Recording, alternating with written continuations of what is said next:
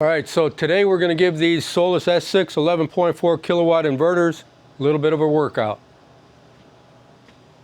I've connected the oven load that we built in the last video, and then two semi-functional Antminer S19s.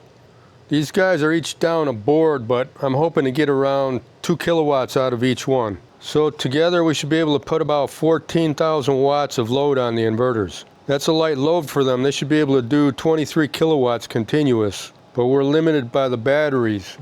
I got a mess here with the wires. This is just temporary, guys.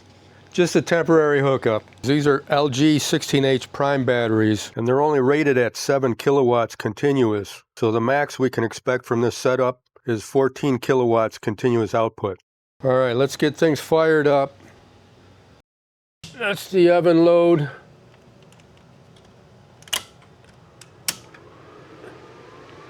That's the two Antminers. Let's get the oven cranked up.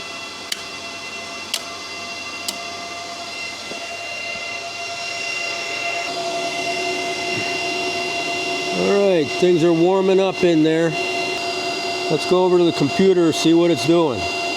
Okay, this is the Solis app connected through Bluetooth on my phone. On the center icon, you can see a ×2 underneath the inverter. That's indicating that there's two inverters paralleled, and all the readings are going to be combined readings for both inverters.